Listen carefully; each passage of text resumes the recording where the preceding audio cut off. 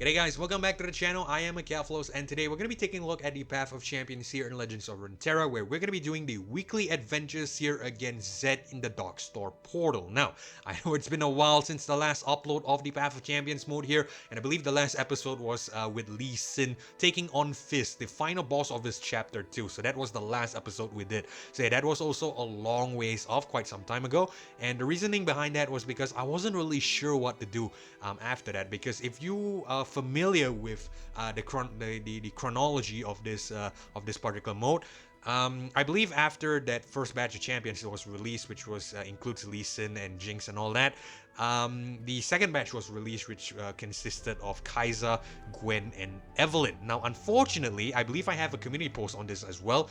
I wanted to take a look at, story mode campaigns for them, but unfortunately they do not have story mode campaigns. In fact, I can show it to you right now. This is for those of you who are unfamiliar with the Path of Champions. By the way, for those of you who are familiar, feel free to skip ahead to the actual gameplay part of this segment of this particular episode. But regardless, for those of you who are new to the Path of Champions, I'm just going to quickly select Gwen here just for a an example. So if we go into the adventure book, which is this icon down here, my face cam is probably blocking out, but yeah, there should be an icon down there, and it should bring up the adventure journal. And as you can see, there are no story mode campaigns. And what I mean by story mode campaigns are, if I go ahead and select Jinx as well, which is the first batch of the champions in the Path of Champions, there is a Jinx campaign over here which we could have done. So I've already done all of the campaigns from the first batch of champions on the channel. So basically I was waiting on the third campaign to be unlocked, which unfortunately I am not sure about this. I could be wrong, but I feel like there might not be any new stuff coming out in terms of the campaigns for the time being. So again, I could be wrong about this. Now, the reason for that is also on a community post on my channel. In fact, I'm gonna pull up both community posts. It should have been up earlier on your screen. This is the second one. So it's basically a quote, a tweet, a reply from one of the Riot developers to a user. Apparently, he says that there will be, I think, a little bit of a backseat on PvE content. So yeah, this includes Path of Champions. Now, with that in mind, I would like to treat this. I'd like to treat the situation as is, and the situation is that there are no, single player campaigns. So that means we're gonna have to try to adapt and find new ways to, I'm gonna have to adapt at least to make content for you guys. So basically, what I've come up with is a idea of doing the weekly adventures. However, there is a twist. We are gonna go with champions that can only be involved or related to the final boss of each adventure. So in this case, it's Zed, and that means we're probably gonna go with someone like Kayn. If you probably can already tell from the thumbnail or the title of this video. Now, let me just get a little bit in depth on why I selected Kayn. So the reason why I selected Kayn was because I think it makes the most sense here from the roster, of course, which you can see doesn't really have any too many champions that have any relation to to Zed. Now, I'm not talking about region specifically. I'm talking about the lore of the game, which is LORE, not Legends of Runeterra, not LOR. Basically, yeah, I'm talking about the lore of the game.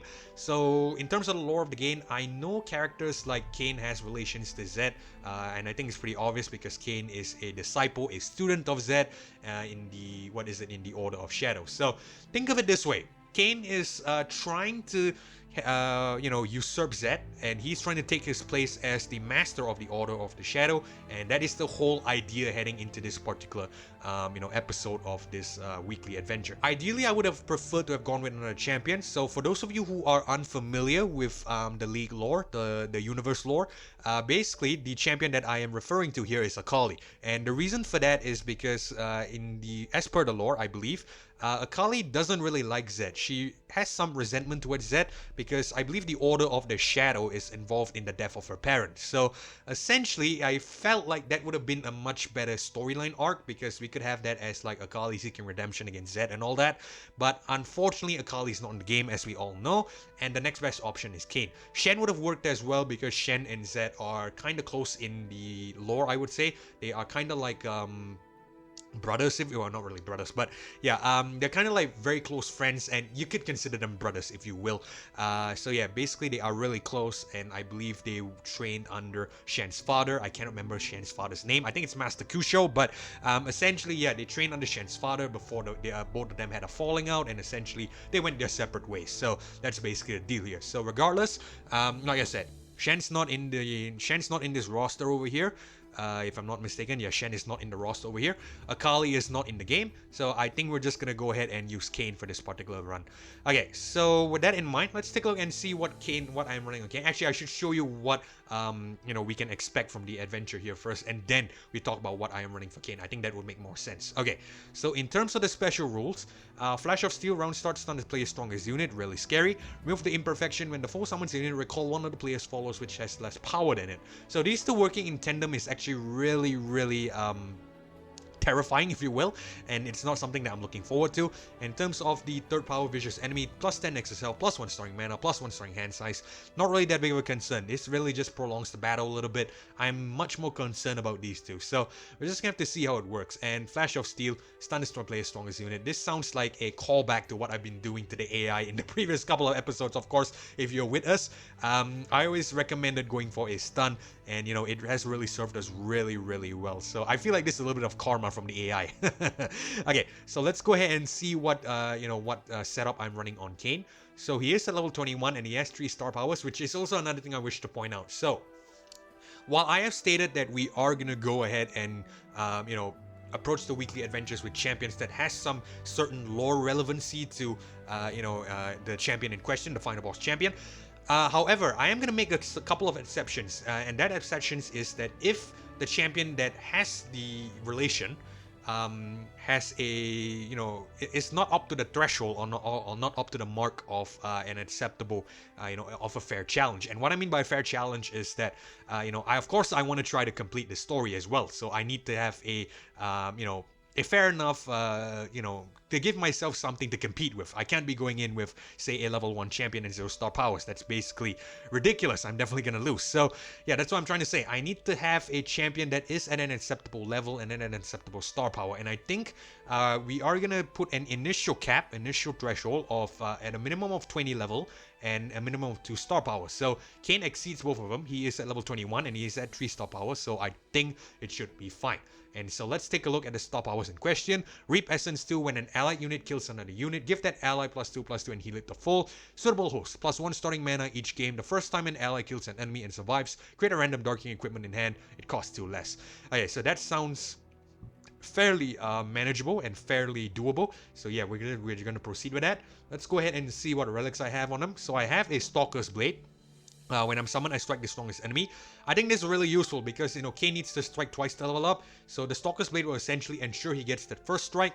And if it's on an attacking turn, he can strike a second time. So it's essentially gonna accelerate his level up. So the Ginzu's Rage Blade is really there because I just like the buff. Attack grant me +1/+1 is always nice. I opted to go for an insurance option, which is the Everfrost. When I'm summoned, stun the strongest enemy. However, I have not tried this personally because I'm not sure, because it's gonna strike the strongest enemy with a Stalker's Blade, and Everfrost is also gonna stun the strongest enemy. The thing that I'd like to avoid is striking the strongest enemy and then stunning it. I think it would potentially be a bit of a redundant item to have together. So I'm not really sure how does that work. Maybe I need to get the orientation right. So maybe I put this one on top and then the Stalker's Blade on the bottom to get the trigger order correct. But I haven't really messed around with that too much. So I just want to make sure I go with something that's really safe and really stable, I would say. And I think that option is the Ginzu's Rage Blade here. Attack grant me +1/+1 is always nice, so I'm gonna pick that up. Okay, so let's quickly head back out and we are gonna get this adventure started.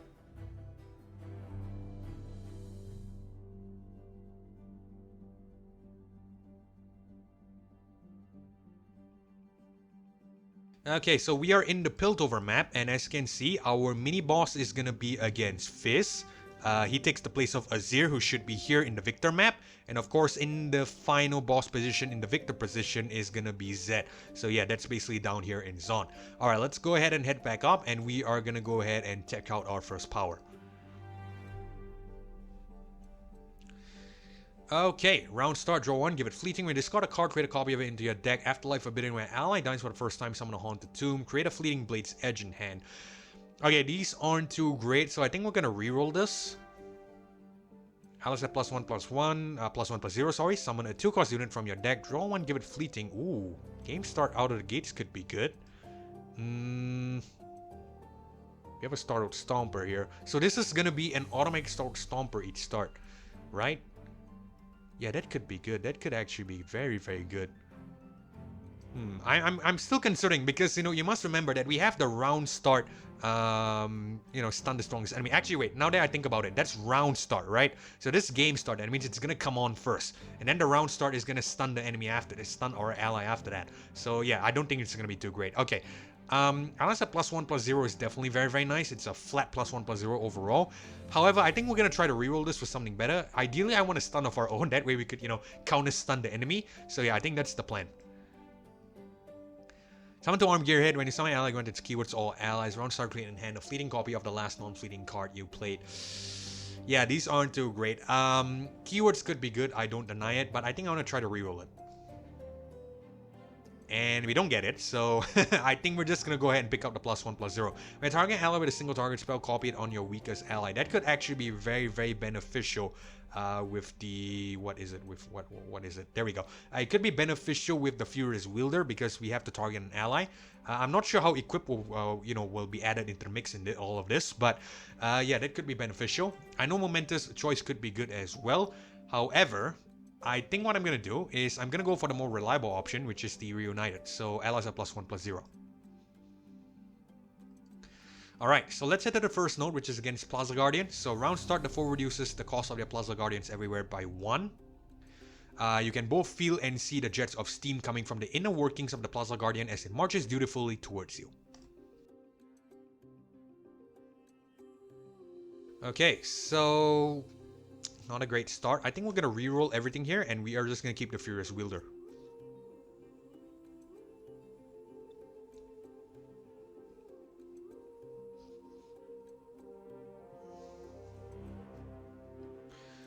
Okay, that was the worst possible start, to be honest, because after, you know, re-rolling some of the cards, we didn't get any units. So thank God we had at least one Star Stomper. If not, that could have been kinda difficult to deal with.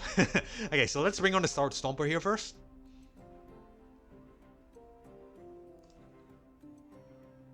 We'll take the 2 damage, it's fine.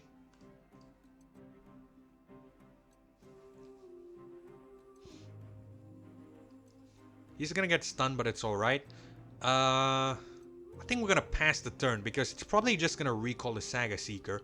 But then again, we don't really have much, you know, much units to work with. So I think we should be able to try to bring it on and see what happens. If it recalls us, we can just bring it on one more time. We have enough mana. Yeah, it's probably gonna recall us. Okay, fine. We're gonna bring it on again. And we're gonna attack. And we're gonna commit it first. We're gonna try to bait the Veteran Investigator, and then we will play the Momentous Choice. There we go. Alright, +1/+0. And apply on the Saga Seeker. Awesome. He's gonna get stunned, it's fine. This frees up the Star Stomper.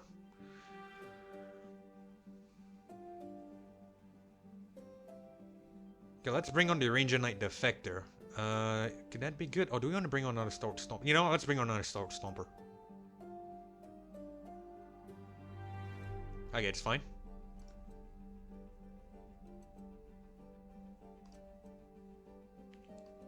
Alright, we'll block the Academic with the Star Stomper. Sorry, the Apprentice. Alright, it wants to kill us, it's okay. Can bring on Kayn next turn, which is still kinda good.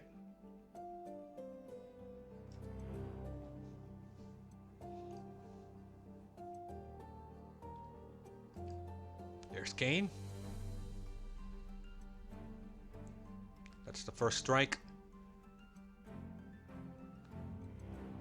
And we can get our second strike here. We'll Kayn survive this? Yes, he will. In fact, it will even kill this guy, which is good. So we're gonna go ahead and commit that.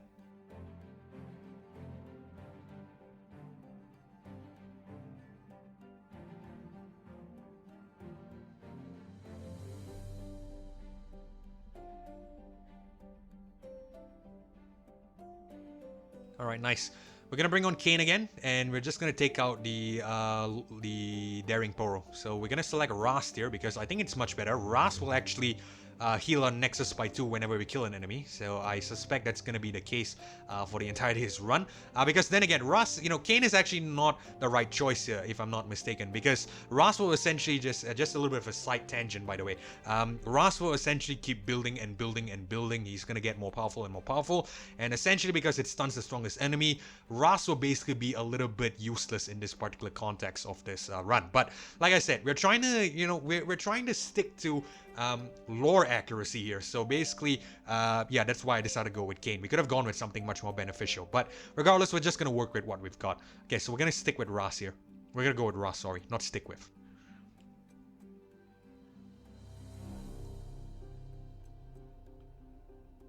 See what I mean? He's going to keep building up really quickly. He's going to get stunned here in the next turn.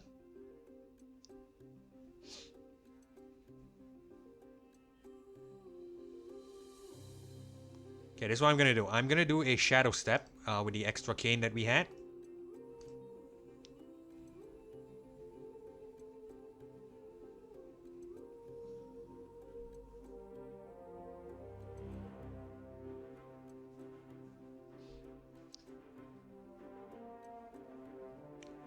Forge Workers are coming on, which is fine. Can bring on the originated Defector. And we can block with this.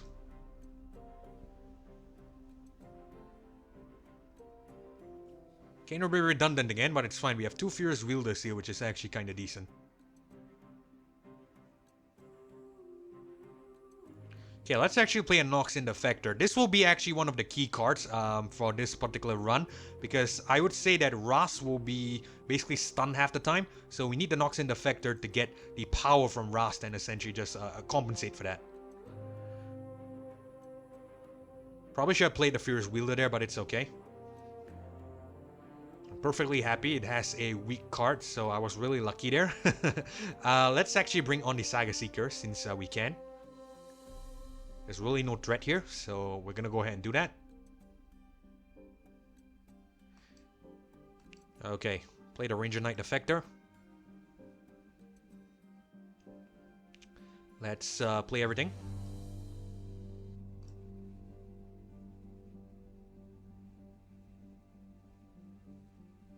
AI is gonna block for sure. Choose not to block the middle one, it's fine.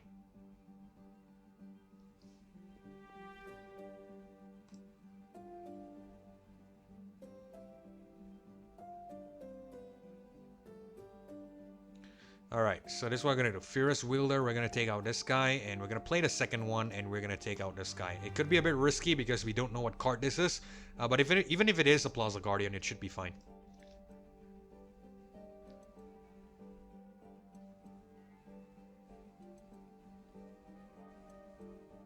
So get some health back, which is nice. And awesome, we get a free win.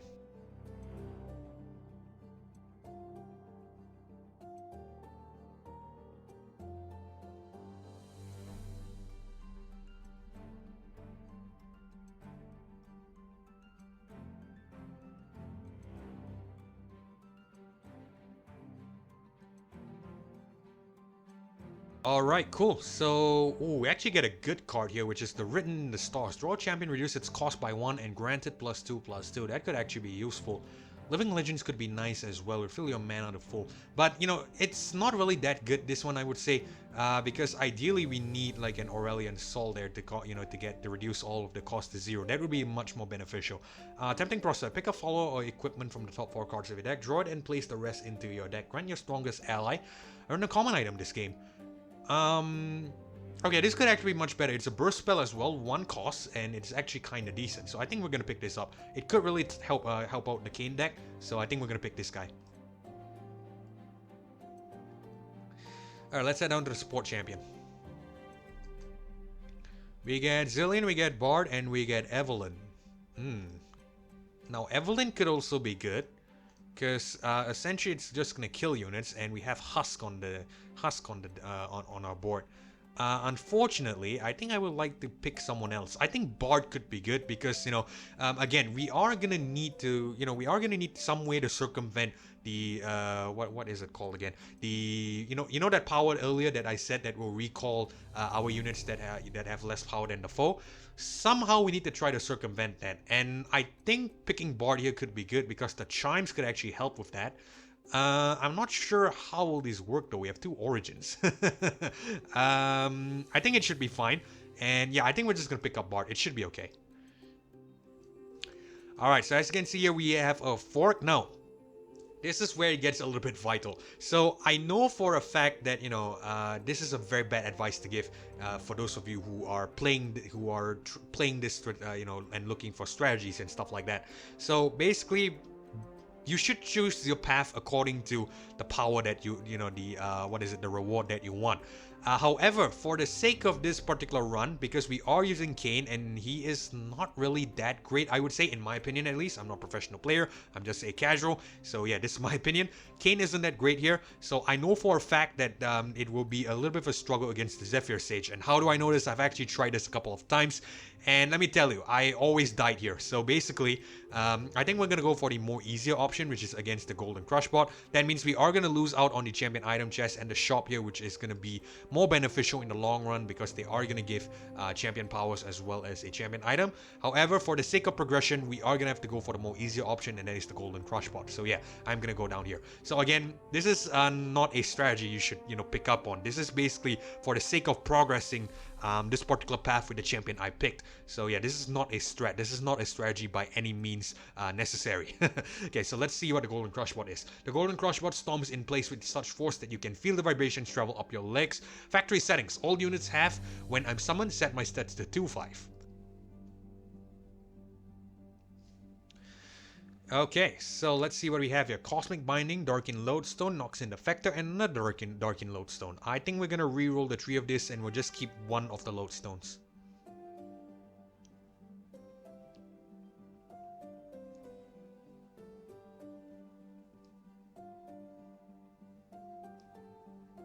Not bad, I like this. Okay, so we have Bird here, so we can bring him on. This isn't too bad. If we could get a 3 cost on the next turn, it could be great. Of course, it's going to recall us because it is a higher, the Academy Prodigy was a 3-1. So yeah, we're going to bring it on again.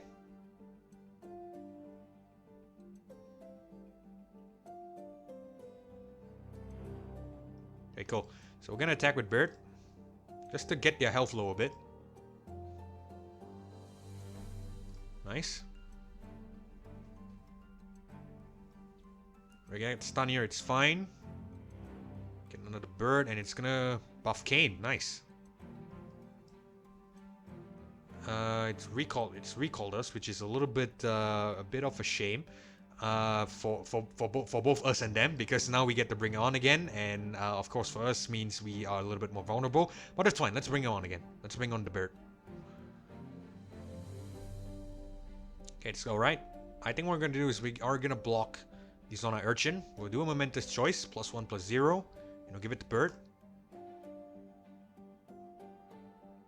We got Tough as well, which is awesome. Let's bring on the other Bird. We have a reduced cost Darkin Lodestone. This Bird is probably gonna get stunned, so I think we'll give it to this Bird.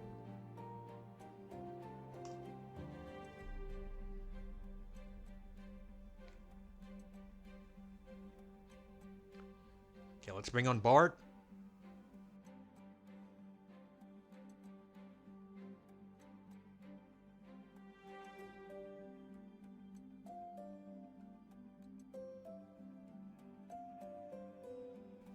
It's fine. Let's put the Darkin Lodestone on Bard. Can bring on Kayn next turn, which is nice.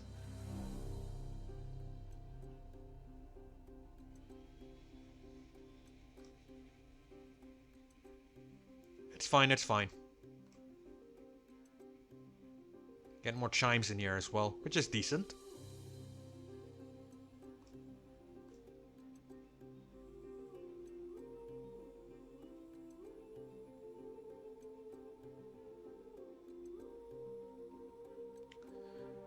Ah, yeah, let's bring on Kayn.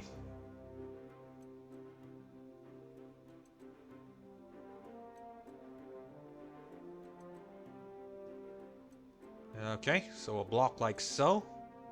Put the tree for this is a 2-tree. Okay, it's a little bit blurry here for some reason. All right, it's fine. We'll just block it like so, I think. Yeah.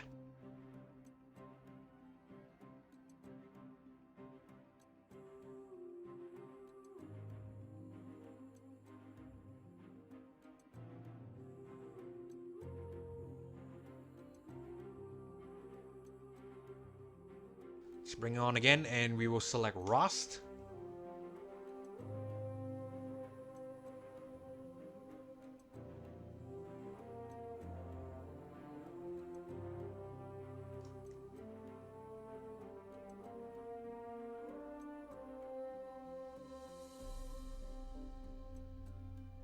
Alright, so I think we can safely attack with this. Like so.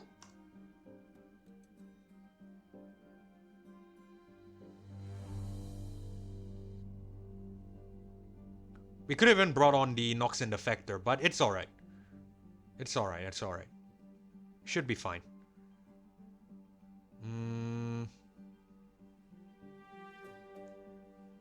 Okay, let's bring on the Nox and Defector now. Not that ideal. Definitely misplayed that a little bit. I probably should have brought it on earlier, but it's okay. Let's do Darken Lodestone, and I think we'll give it to the Defector.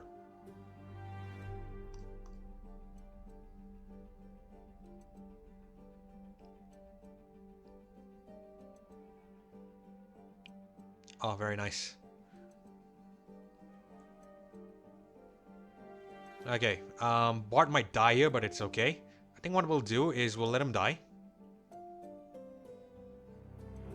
Should be able to get Bart later on. Let's go ahead and do a Shadow Step here. And we are going to use Kayn, and we are going to target the Parade Electronic.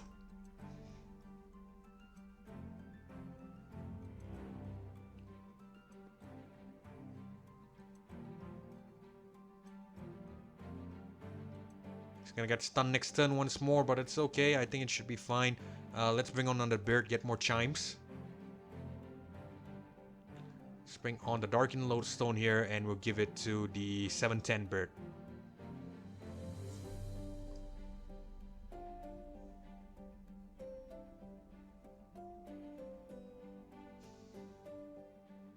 Okay, we are fine. Alright, so let's do this. Yes.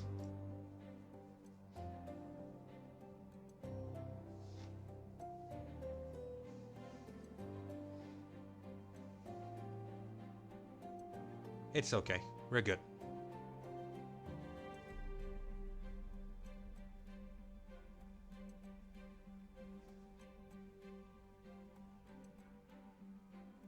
Okay, let's bring on Stomper here. Let's bring on the... Wounded White Flame. Why the hell not? We're in control. We're in control. I would be massively surprised if we lose this. But then again, it's a possibility. It's always a possibility. Never count your chickens before they hatch. That's something I've picked up over the years. Hey, so Cosmic Binding. Do we want to deal 2? No, I don't think we're going to deal 2. We're just going to pass the turn. Let's see what it does. Okay, we're fine. I really want a Furious Wielder here, but it's alright. We should win here, to be honest. If we drag this thing correctly. 3-6. Okay, there's no way of dragging it correctly. Oh, actually there is. We could deal 2 to an enemy and stuff like that. You know what? Let's just commit this first and see what happens.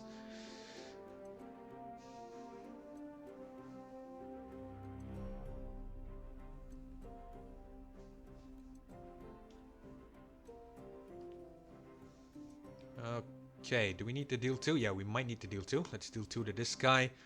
Ideally, I don't want to stun anyone.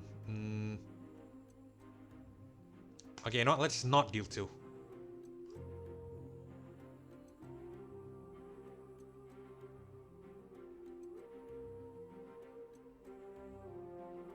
Okay, let's bring on the Saga Seeker. We are filling up on cards, so we have to be a little bit careful. Because this guy is napped, so that's why it's drawing cards from the enemy deck.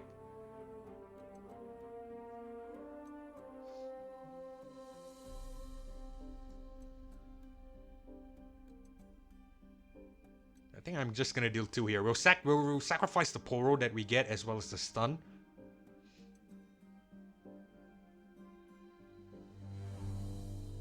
Probably should have waited.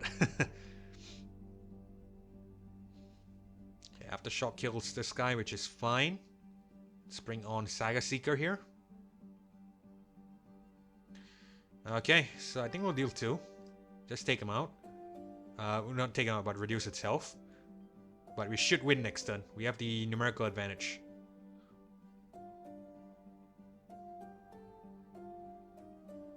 Got Bard as well, which is fine. I would have preferred if we got a Furious Wielder. That way we could, you know, have Ras take out this guy and maybe get some health back. But it's fine. It is what it is.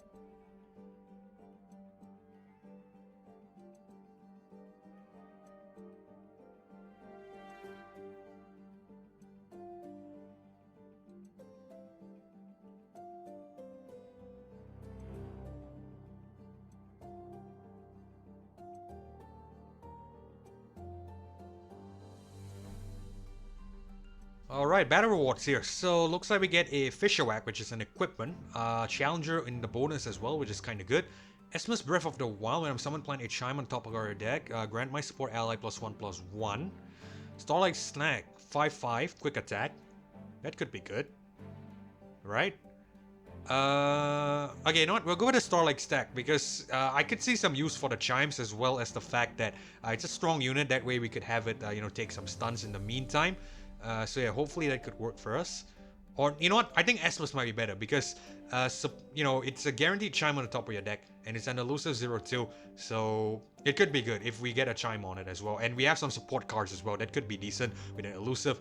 And, oh yeah, there's a pickaxe as well. So I did not notice that. And that could actually be really, really good. Okay, so we'll pick up an Esmus. Alright, so we are 30 minutes in. I think we're just gonna try to get to Fizz, and you know, if this episode goes over 40 minutes, so be it. Ideally, I would have preferred a 20-minute episode, but what can you do?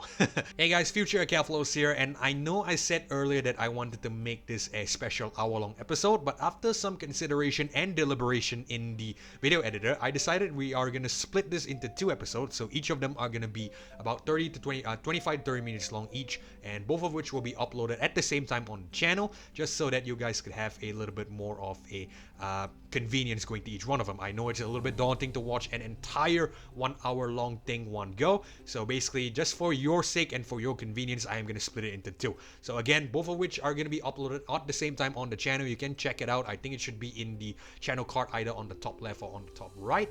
But yeah, that's basically where you could check it out. So hopefully you guys enjoyed this episode of the Path of Champions, and if you did, consider leaving a like as well as subscribing to the channel here for more episodes and playthroughs just like this one. I really do appreciate your support, and most importantly, thank you so much for spending your time with me as well. This is Kevlo signing off. Hopefully I catch you guys in the next one. Goodbye.